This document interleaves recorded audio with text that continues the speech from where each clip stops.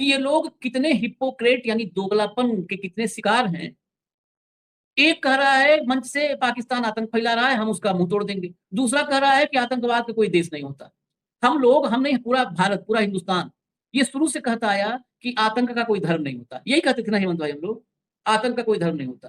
तब ये संघी और भाजपाई कहते थे नहीं, आतंक का धर्म हम बताएंगे। जब हम लोग ये कहते थे कि देखो आतंक का कोई धर्म नहीं होता, क्यों इसमें किसी टारगेट करते हो कि किसी कपड़ा देख के, दाढ़ी देख कर, वो हमारे भाई हैं, आतंकी कहीं और होंगे, सरहद पार होंगे, वो हमारे भाई हैं। तो कहते थे नहीं, हम कपड़ा देख के पहचानते हैं, हम कपड़ा देख के पहचानते हैं। और जब सीमा पार पहचानना हुआ तो कहीं नहीं, कोई देश आतंकी देश नहीं होता, कोई भी देश नहीं। पूरे भारत की विदेश नीति को जयशंकर ने विदेश नीति की हत्या की थी। इन्होंने 13वीं कर दी, पिंडदान कर दिया गया जी में। अब फॉरेन पॉलिसी आराम से, रेस्ट इन पीस, पिंडदान हो गया। अब फॉरेन पॉलिसी की आत्मा भी नहीं भटकेगी। मैं आपको बस खबर दिखा करके सीधा हेमंत भाई के पास चलता हूं। राजनाथ सिंह को सुनवा दीजिए, और इस देश के देशभक्तों, अंधभक्तों नहीं, देशभक्तों, गौर से सुनिएगा।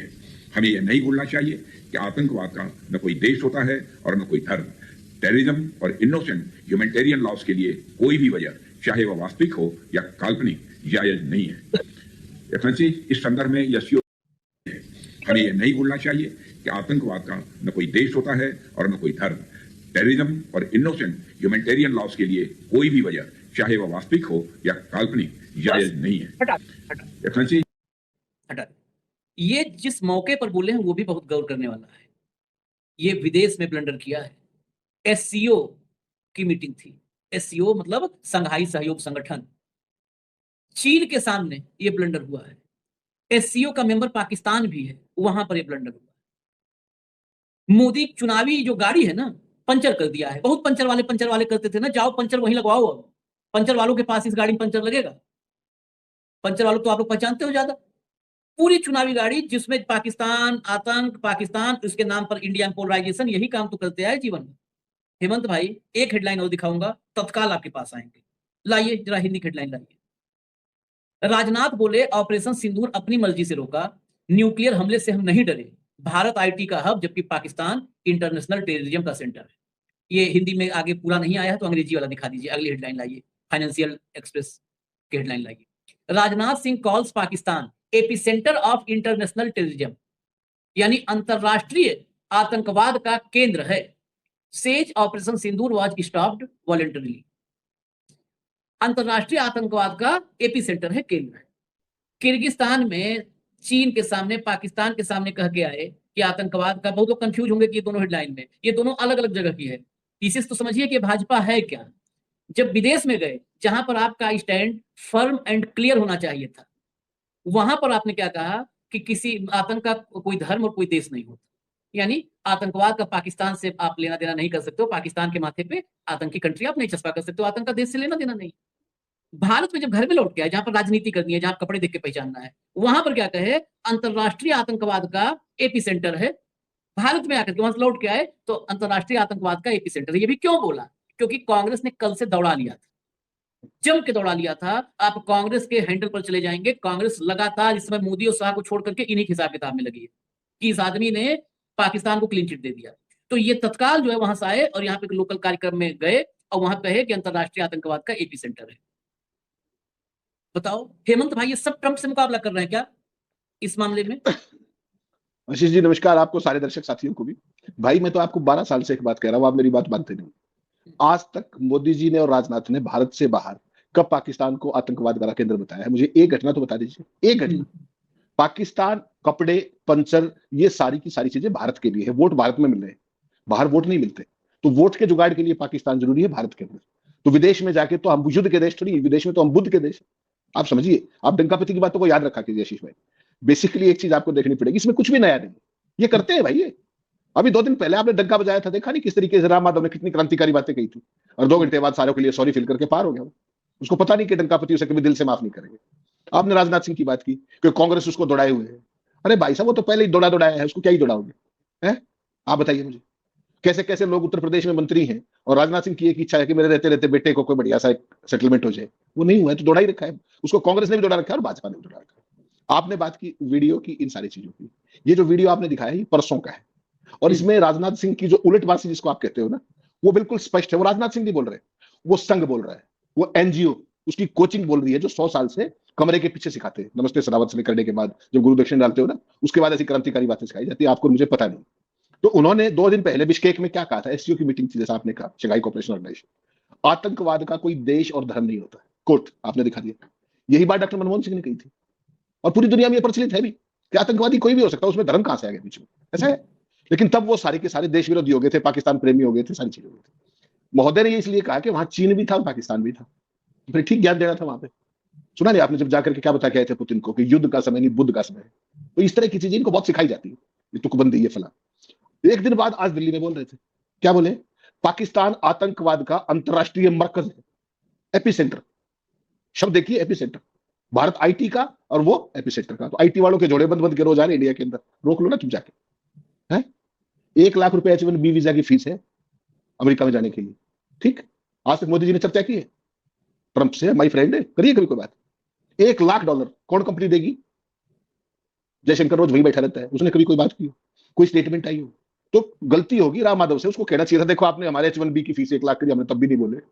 बड़े बोले कब हो, बोलते ही तो नहीं हो। इसलिए तो वो बात है जो राहुल गांधी बताते हैं, आपने 2 बार बता दी, बड़ा अच्छा किया। वो सरेंडर शब्द बिल्कुल सही जुड़ता है। राजनाथ सिंह जी ने यही नहीं रुके, वो जो उनका वोट जुगाड़ने का खेल था, उन्होंने तत्काल जारी किया भारत लौट के। क्या कहा उन्होंने? आज कह दें कि भारत ने ऑपरेशन सिंदूर स्वेच्छा से रोका था, तो फिर ट्रंप से पहले ट्वीट क्यों किया गया? ट्रंप ने पहले ट्वीट किया, उसके बाद किसने किया? मार्को रूबियो ने।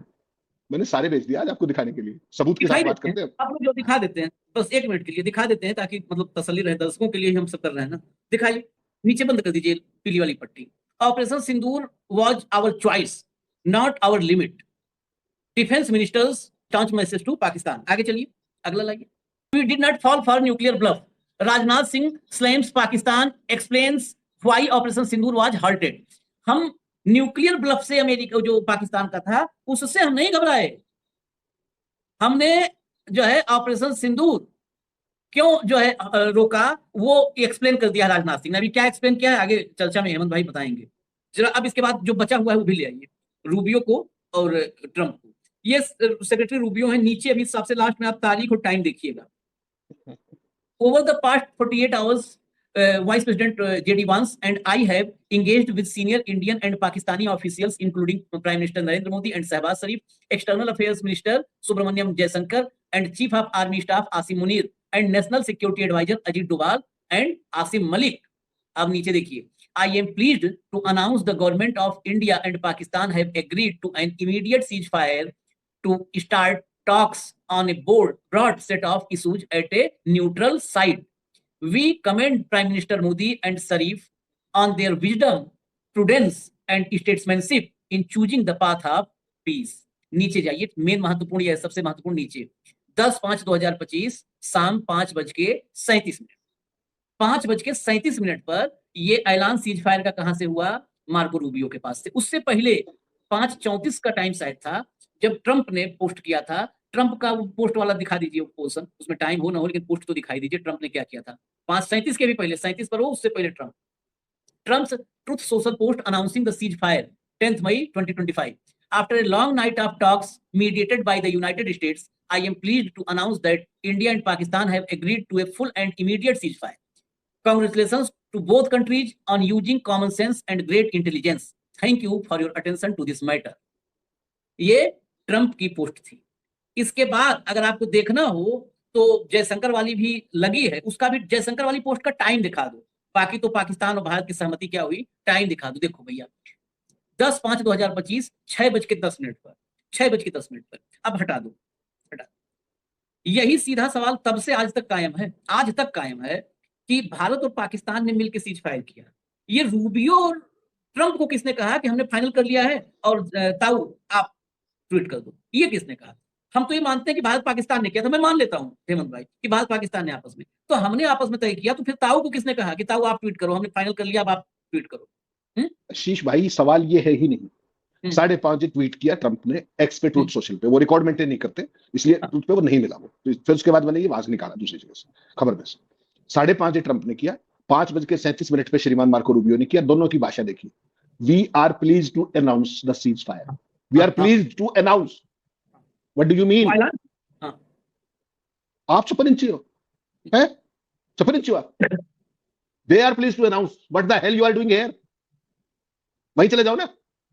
6:10 पे भी रक्षा मंत्री कर रहा है, और उससे एन पहले अगर आपको याद हो, मैं आप तो लाइव थे उस समय, 6:02 के ऊपर जो अपने विदेश सचिव हैं मिस्त्री साहब, उन्होंने आकर के एक लाइन बोली थी, एक लाइन, और उनके पूरी परिवार को ट्विटर से दूर होना पड़ा था, उनकी बेटी और पत्नी तक को भी नहीं बख्शा गया। आप भूल गए क्या उस बात को? ये जो बेहुदे अभी आएंगे ना अपनी टाइमलाइन के ऊपर, जाहिल, अभी आने वाले हैं, 2-4 मिनट में आ जाएंगे, चिंता मत कीजिए। ये राक्षस जो है, जो इस देश का सत्यानाश करने पे लगे हुए हैं, इस देश की इतनी कमजोरी कभी उजागर नहीं थी जो इन्होंने करवाई। और यहां तक नहीं रुकता जाहिल जो ट्रम्प बैठा हुआ वहां पे, उसने पहले ट्वीट क्यों किया और बार बार वो 82 बार उसने ये क्यों कहा कि युद्ध मैंने रुकवाया, कितनी 82 टाइम्स कह चुका है वो, और 2 बार उसने क्या कहा वो जरा ध्यान से सुन लीजिएगा। यहां तक कह दिया कि मोदी का कैरियर बर्बाद नहीं करना चाहता, और इसके बाद कुछ और भी बात बचती है क्या कहने के लिए? Who is he to destroy the career of mister Modi? किस चीज का दबाव है? और आप मुझे कह दें मैं कितना ही कमजोर हूं, आप मुझे ये कह दें कि हेमंत त्रिवेदी मैं तुम्हारा कैरियर बर्बाद कर दूंगा और मैं शांति से बैठ जाऊंगा? सोचिए ना, वो भी राष्ट्राध्यक्ष, आप भी राष्ट्राध्यक्ष, कहां समस्या है? उसका तो, उसके खिलाफ तो सारी दुनिया के पास मसाला है, तुम क्यों डर रहे हो? तुम्हारा भी है क्या कुछ? सवाल तो यही है ना। नरेंद्र सरेंडर की जब बात आती है तो यही आता है ना कि वो किस बात पे उसने कह दिया। जैसे ही श्रीमान जी भारत आए, राजनाथ जी, उन्होंने वो डैमेज जो किया था उसको डैमेज कंट्रोल की कोशिश की। क्या कहा? नंबर 1, पाकिस्तान को आतंकवाद का केंद्र बताया, यानी कि मरकज बताया। ऑपरेशन सिंदूर स्वेच्छा से रोका। और अगली सुन लीजिए महोदय, अभी आपने पूरी नहीं सुनी। लंबी लड़ाई के लिए भी तैयार है श्रीमान जी। श्रीमान जी लंबी लड़ाई के लिए भी तैयार है, ये मत भूलिएगा। न्यूक्लियर हमले से नहीं डरे। भारत आईडी कहां है? पाकिस्तान इंटरनेशनल टेररिज्म का। ठीक। फिर कह रहे हैं कि ऑपरेशन सिंदूर को अपनी मर्जी और शर्तों पर रोका था। बताइए एक बार कौन सी शर्तें थी, जरा बताइए देश को। संसद में भी आपने लंबा चौड़ा बयान दिया था ना, क्या कह रहे थे कि युद्ध में नुकसान तो होता ही है, ये है वो है। तो बताओ जरा क्या नुकसान हुआ था, बताओ है? ये बताना चाहिए शर्तें क्या थी। पीछे हटने का फैसला किसने किया, अमेरिका ने या आपने? कौन सी बात पाकिस्तान से आपने मनवा ली, ये भी बताइए। शर्तें लगी होंगी, उसके बाद कुछ बातें मनवाई भी होंगी ना। शर्तें तो हम लोग 1 साल से पूछ रहे हैं हेमंत भाई, कोई बताने को तैयार नहीं है। कौन सी शर्तें थी, कौन कौन सी मनवा ली, दोनों चीज बता दो ना, कौन सी बाकी है। ठीक। एससीओ की बैठक में कहा है कि आतंकवाद का ना देश होता है ना कोई धर्म होता है। तो पहलगांव के आतंकी कहां से आए थे फिर? क्या आप पाकिस्तान को क्लीन चिट थमा रहे हैं? यही था आपकी शर्त।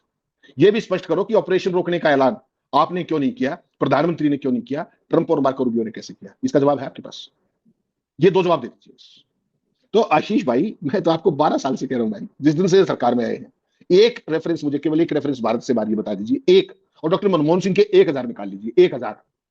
तो ये थी आज की वीडियो। अगर आप भारतीय मीडिया का रिएक्शन देखना और सुनना पसंद करते हैं तो ज़ेड क्रिकेट को सब्सक्राइब करें, बेल आइकन पे क्लिक कर लें ताकि जैसे ही कोई नई वीडियो आए आपके पास फौरन से नोटिफिकेशन आ सके। इसके अलावा आप हमें फेसबुक और टिकटॉक पर भी फॉलो कर सकते हैं, लिंक आपको डिस्क्रिप्शन में मिल जाएगा। इंशाल्लाह अगली वीडियो में मुलाकात होगी, तब तक के लिए अल्लाह हाफ़िज़।